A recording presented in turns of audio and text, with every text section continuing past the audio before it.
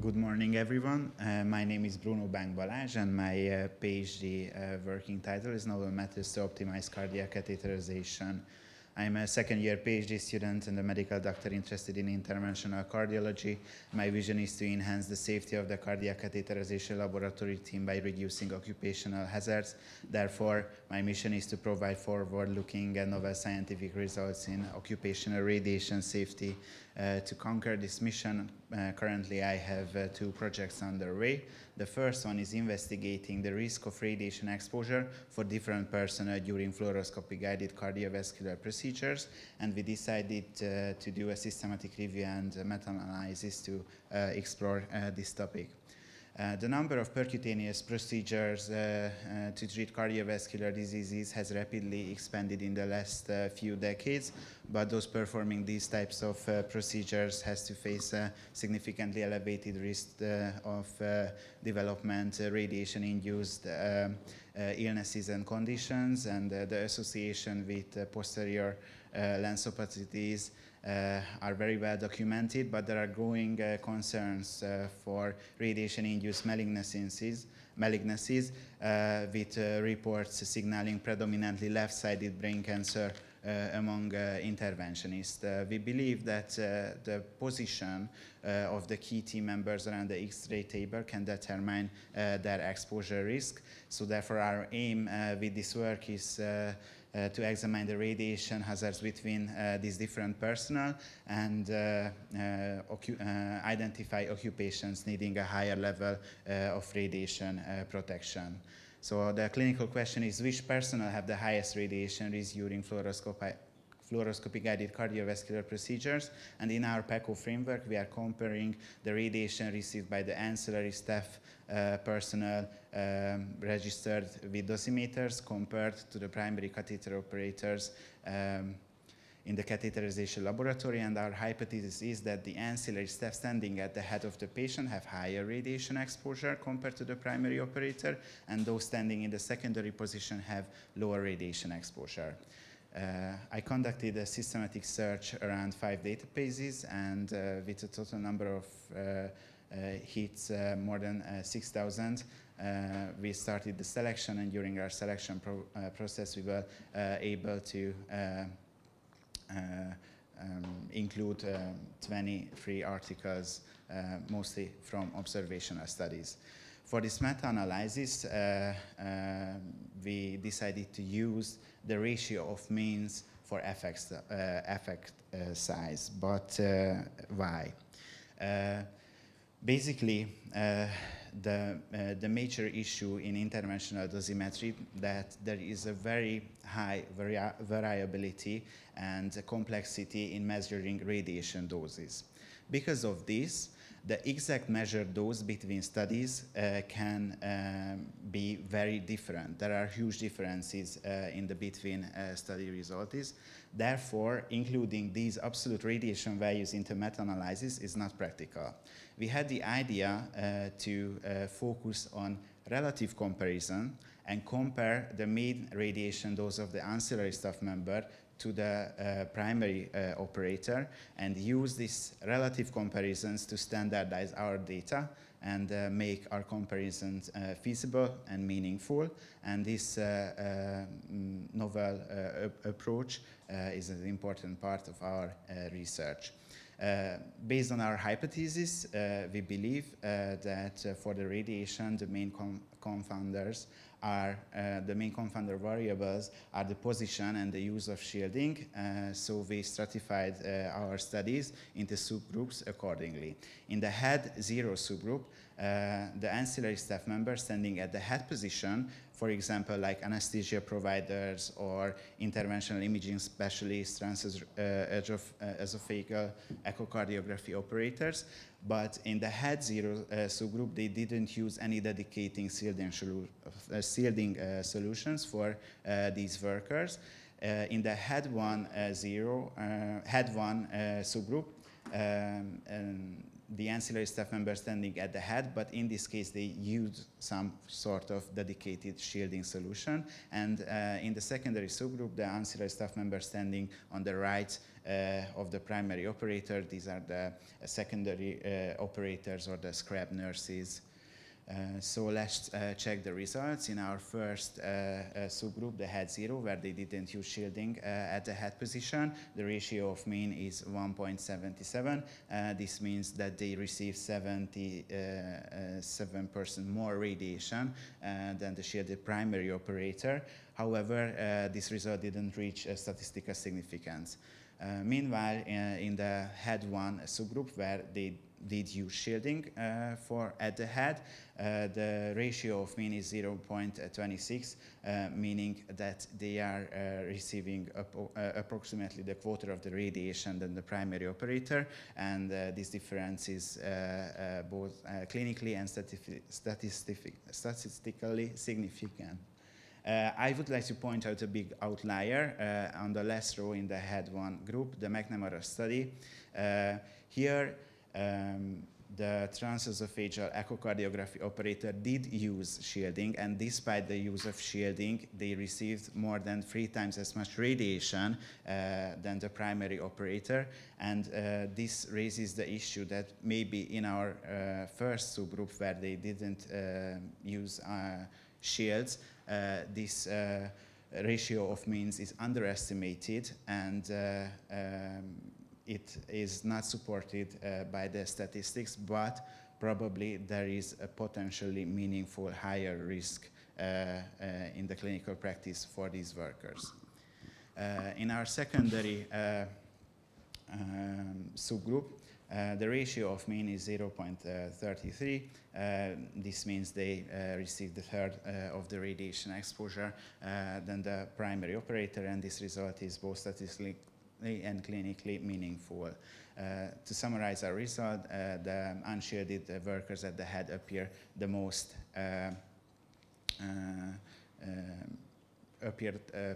to face the most radiation, and in the other 2 subgroups they received lower amounts of radiation than the primary operator. There are big heterogeneity across the studies, and there is significant differences between the subgroups. So, as to conclude our result, radiation exposure varies substantially among the workers in the catheterization laboratory, and it is influenced by positioning and the use of shielding. Potentially, there is an overlooked radiation exposure for unshielded workers standing at the head position, and protective shielding can reduce their risk. For our implementation for the practice, it is important to have consistent implementation of shielding devices, not only for the primary operator, but also for the ancillary worker, and standardized radiation safety training and strict adherence for the ALARA rule is important, not only for those whose primary workplace is in the catheterization laboratory, the interventional cardiologist, but also for those who are intermittently present in the catheterization laboratory, for example, the anesthesia providers. For research, we should do longitudinal studies to assess the lifetime risk and use standardized methods in interventional dosimetry and national policies that can mandate these radiation practices. For limitation, there is very low certainty of evidence which arising from the observational data, high heterogeneity due to the challenges in interventional dosimetry. We were able to control these limitations by the novel standardized methods that we use for comparisons, and we were able to do it on a large sample size. Currently, this manuscript is being evaluated at the European Journal of Medical Physics. My second project is a cross-sectional dosimetry study, head exposure assessment during simulated use of protective gear in the interventional catheterization laboratory, or the HEADS-UP study. We know the high risk for cataracts and brain cancer introduction, and the use of ceiling-mounted shields can attenuate the exposure of the head up to 90%, but these devices are often used improperly and create a false sense of safety. to protect the eyes and the brains of the workers, there are a handful of available wearable protective devices, but direct comparative data in the literature is lacking about the efficacy of these devices. So we would like to measure this in a simulated design during phantom studies where we ask which personal radioprotective device most effectively reduces radiation exposure of the head organs in anthropomorphic imaging phantoms. As to summarize my two projects, the first one realized who are the most exposed in the catheterization laboratory, and the second project will answer what are the most beneficial ways to protect their eyes and brains. Nothing in life is to be feared, only is to be understood. Thank you very much for your kind attention.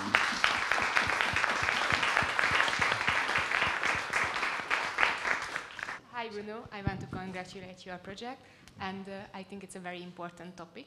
I have one small question. So what is the main limitation of using dosimeter for research in clinical scenarios? What do you think about this? Thank you for your question. This is a very important topic. The Podium project is what assessed these limitations most recently. So in every interventional dosimetry study, it is a bit difficult because we are using single points dosimeters throughout the body, and basically we believe this is not enough. We have to make motion tracking as well to record how are the workers are moving, how are they rotating the body when they are facing the energy source, and also the other limitations are as well that when you are using dosimeters under the lead apron, the energy what is received by the dosimeter is low. When the energy is low, there is an unfavorable signal to noise ratio as well. And in studies, they often do not report very important geometrical and physical stats about the concrete measurement. For example, where they say that the worker standing at the head position, but there is no descriptive about how are they facing, how the energy source, the patient, how close are they. So there are a lot of geometrical limitation as well. And also there are some other issues as well. For example, if you are measuring dose on different organs, the dosimeter is on the body surface, so you have to calibrate the dosimeter to assess the radiation at a certain tissue depth. And for the eye dose, for example, these 3 millimeter tissue depth dosimeter are often scarce, and they can't use in studies. It was very interesting. Congratulations. So I have one question regarding these ceiling-mounted shields. What do you think? Why are these often used improperly? Thank you very much for your question. This is an important question. You can see on the figure how is this ceiling-mounted shield looks like. So basically, this is a lead shield, what you can put between the radiation source and yourself, and you are in the shadow of this ceiling-mounted shield, and it attenuates the radiation. So it works quite simple. However, this device needs constant readjustment during the procedure. If you use different angulation, you have to readjust this ceiling-mounted shield. If you are changing your own position, you have to readjust this ceiling-mounted shield so you are properly in the shadow of the shield. And I think the problem is the main problem is with the adherence of the use of these devices, that they are not readjusted constantly throughout the procedures, but it is there, so it's create a false sense of security that I'm using this shield, it will protect me. However, my head is not in the shadow of the shield, so it receives the not attenuated amount of radiation. What would I expect? I have a small additional question. Congrats on your presentation. Just to the ceiling mounted shield, will you include it in your study, or are you planning to include it, or make a standardized usage of this shield? No, we won't include in our study the ceiling mounted shield. There is two reasons for that. It was up to discussion when we were planning this study. Basically, one of the reasons is that fortunately the ceiling mounted shield is very widely used among catheterization laboratories, which is already a good news. We know it is an effective device. So this is one of the reasons. The other reason is that this measurement will be carried out without involvement of the human tissue. So no ethical concerns about this project, and no one will be in the laboratory when we are making the measurements. This will allow us to readjust the fluoroscopy machine and use really high energy, so the signal to noise ratio will be great during our measurement. If we would implement a ceiling mounted shield as well, that would reduce the energy, and the signal to noise ratio wouldn't be as good. I would like to ask one or two questions. I'm completely not into that field, yeah? So I'm naive to that, yeah? Let's say it like that, yeah? But it goes hand in hand, your project goes hand in hand with employer protection. So are you aware of, in your institution, of any limitations or other reports on toxic or dangerous values with those people working there? And secondly, you probably can't answer, but this is what you should keep in mind. Do you really think you will run into open doors with all the health system providing us much more protection with effects seen in some 20 years ahead? That is the effect we are trying to achieve with our projects.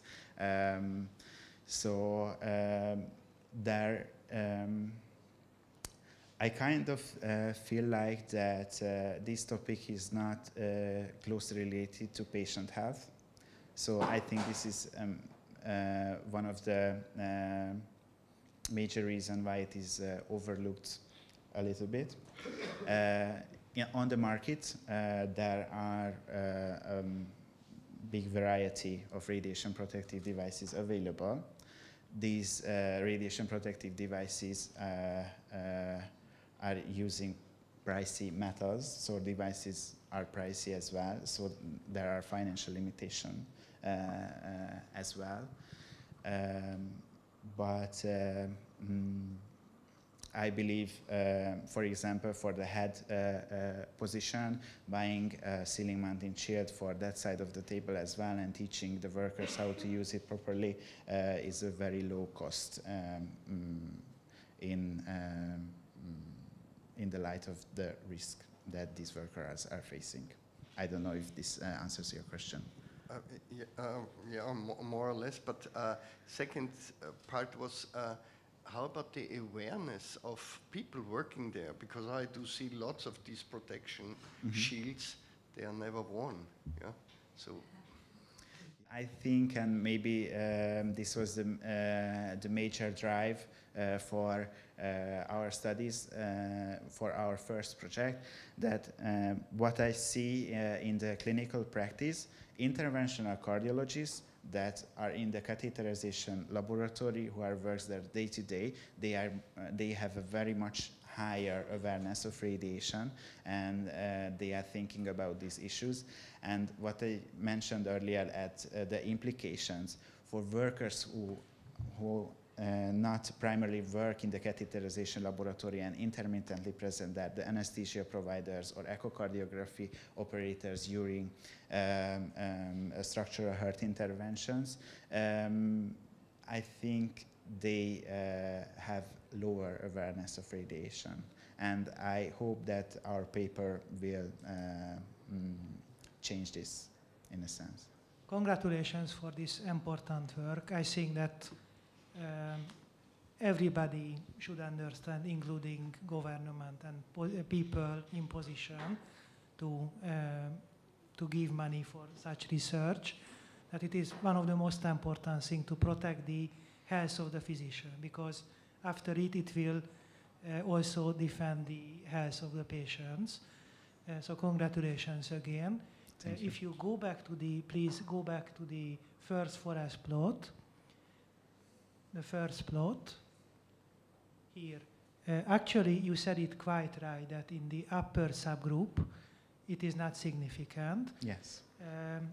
But it is rather a comment, not a question for everybody, that it's always the case that when we accept the null hypothesis of no change, so when the result is not significant, it does not mean that we don't have an effect. It only means that we don't have enough statistical power to get a significant result. So as I see, all of them is larger than 1. We don't have enough statistical power to say that there is an effect, but I think after appearance of 2 additional studies, it will be significant. So I agree. It's important. And the second thing is about the outlier. Here, I also see, now I'm checking. So this is a ratio comparing operator. It is the denominator. Am I right? Yes, the primary operator, who basically who is standing here. As you can see, it is signed with the PO. That is where the primary operator standing, and their mean radiation is in the denominator. And in these 2 groups, the shielded and unshielded workers who are sent at the head position. So basically the anesthesiologists. Yeah, and so in my mind, it's not possible. I'm checking the baseline or the operator numbers. Is it not possible that in this study the operator was quite well defended? Or in the outlier study? Yeah. Yes, it is possible, but when I was reading this article, they were also quite surprised about this big difference. And we can compare it to one of the studies where you can see there is a study that's Crow's 2018 TEOP2, which means these studies, both of them measured during structural heart intervention and compared the interventional echocardiography operator to the primary operator. However, and here comes the limitation of the interventional dosimetry, the positions of the dosimeters and the position of the workers were different. In the outlier study, the echocardiography operator faced more towards to the primary, to the radiation source and to a closer proximity. So this is why this is causing the outlierness.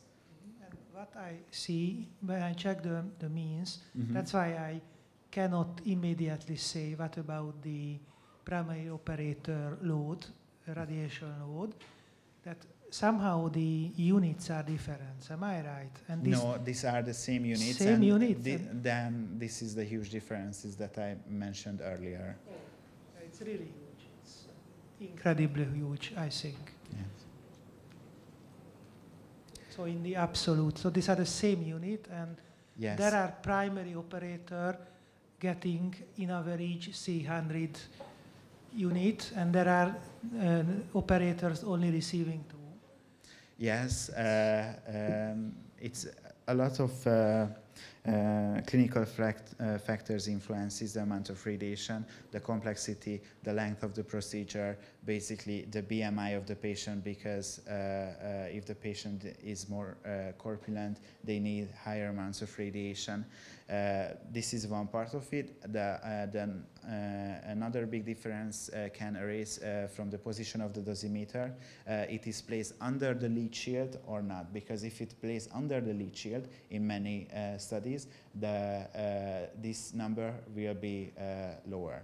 If it's placed outside of the apron, it will be higher. Okay, so it's not necessarily the difference in the real radiation, but in the circumstances rather. Yes, And it's not in the real radiation, but it's in the measured radiation. And I just share again with everybody that this is an example when it wouldn't make sense to pool the load of the primary operator due to these things. We know the large heterogeneity, but it makes sense to pool the ratio, or more sense. So congratulations again, and thank you very much for your answer. Thank you very much.